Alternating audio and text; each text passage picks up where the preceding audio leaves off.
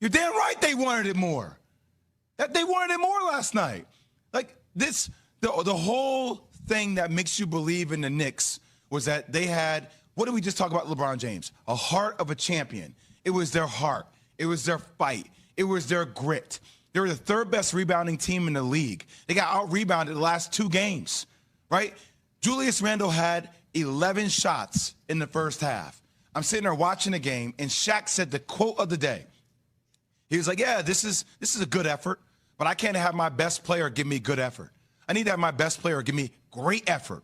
I got to have a 29 and 11 first half. Not only with us here at ESPN, but also works for MSG, so you cover the Knicks. You know that team as well as a person can know a team. The Knicks look cooked. That's a terrible pun to make, considering they're playing in the sun of South Beach, but they really do. They look done. Yeah, and you know what makes you feel this way is not necessarily just what you're seeing, because the Heat are basically playing the Knicks game better than the Knicks were able to play it. They have just taken everything that they're good at, and they've done it better.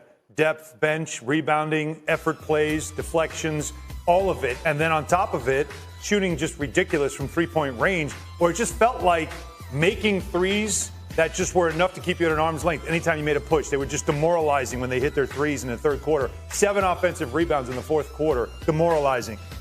But all that aside, when Julius Randle after the game says, I think they want it more, when Tom Thibodeau in Game 3 of a second-round playoff series on mic in the game on ABC is saying to his team in a timeout in the first half, we need to bring more intensity to the game, when you have to say those things to your team, you're beat. Yeah.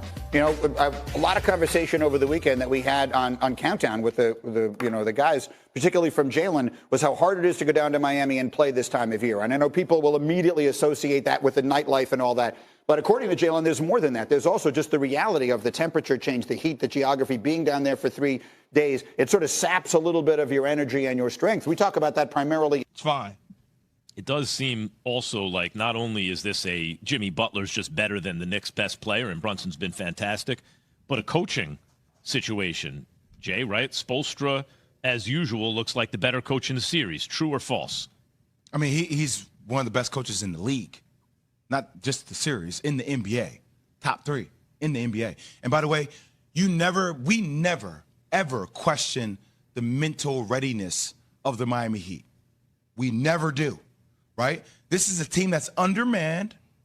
No Victor Oladipo, right? No Tyler Hero. And you got guys like Gabe Vincent, Caleb Martin, Duncan Robinson, who are all stepping up, making Kyle Lowry's playing out of his mind. And they're just executing every possession. By the way, that's the Knicks' calling card. Their ability to execute and fight you and beat you up. But Jay, the Miami Heat are beating them at their own game. Demoralizing when you lose. They're beating them at their own game. Hey, Jay, but are the Miami Heat really undermanned? They up 3-1. Are they really undermanned? No, I mean, apparently not. Apparently, but like maximizing, like your talent key, like that's what Eric Spoelstra and the Heat are great at doing. Mm-hmm. Like I was telling before, shots in the second half, 2 shots, like, and then you get that. I just that's a big problem for this team. That's a big problem for the Knicks. And I get Jimmy Butler; he's going to impose his will on the team. We have questions about Tom Thibodeau. Can you please play Evan Fournier just a little bit to give this team shooting from the outside? Mitchell Robinson has been nowhere to be found. I understand that Jalen Brunson tweaks his ankle down the stretch. I get it, but like. That is your leader. That is one of your main faces of your franchise. Something doesn't feel right about it. Mm-hmm. I know the ankle injuries, but still, energy, mentality-wise, something doesn't feel right. Key, are you feeling that too? Because you could also hear that as, look, he's just giving this team the truth, right? Like they just playing like they want it more than us. We got to get our desire up, you know?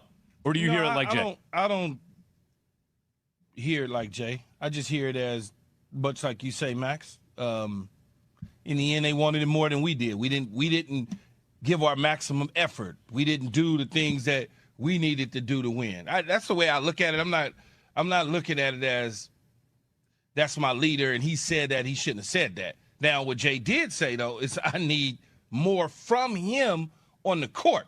You can't have 11 attempts and then only 2 in the second half. Although you fouled out, you didn't have those attempts. You didn't make the attempts before you fouled out. And you certainly didn't do them after you fouled out because you wasn't on the floor. But you need to do something. You have guys who are undrafted that are exceeding expectations, and they're playing for something. The culture they got. Jay, I always, and you remember this, I always ask the question, what's the fascination with Thibodeau, though?